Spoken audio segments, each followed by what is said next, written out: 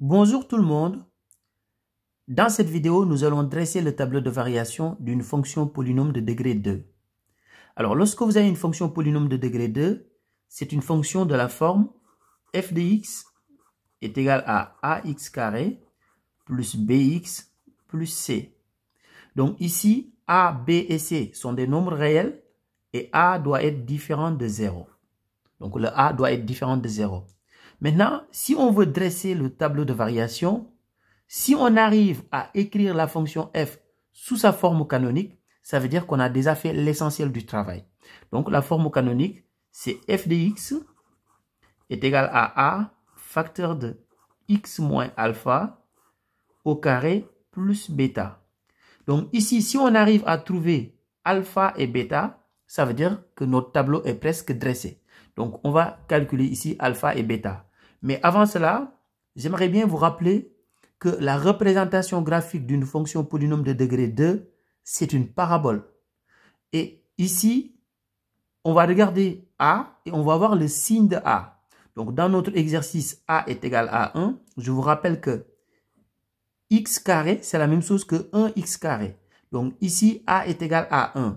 Et 1 est un nombre positif.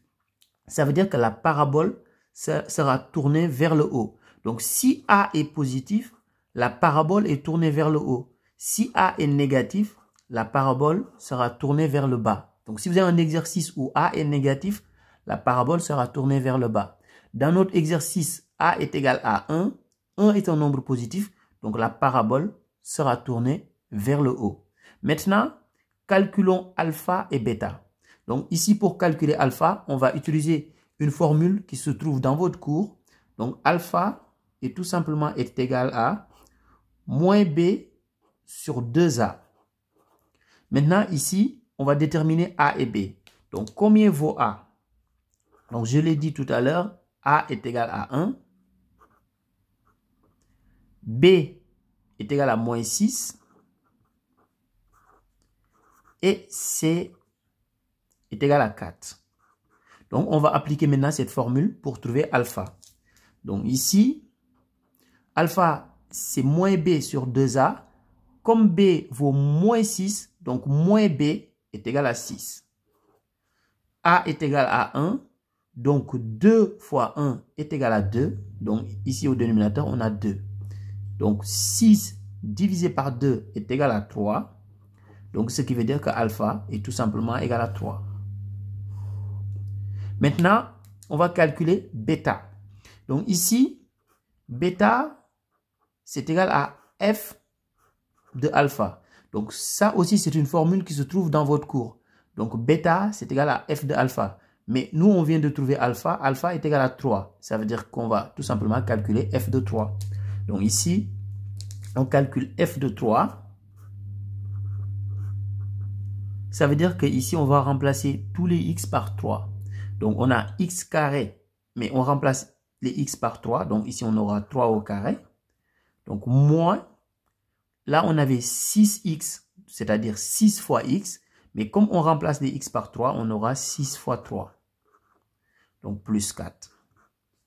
Alors, si on fait les calculs, donc 3 au carré est égal à 9, moins 6 fois 3, 18, plus 4.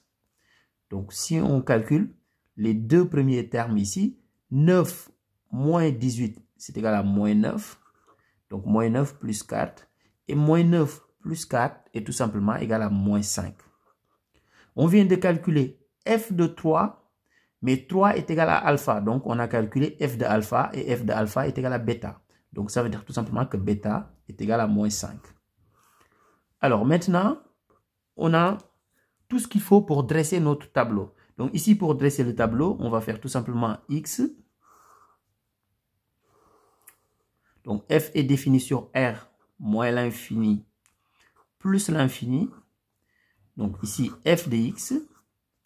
Alors, on sait que a est positif. Donc comme a est positif, nous, on aura une parabole tournée vers le haut. Donc ici, on va mettre alpha et ici, on va mettre bêta. Donc, quelle est la valeur de alpha? Alpha est égal à 3.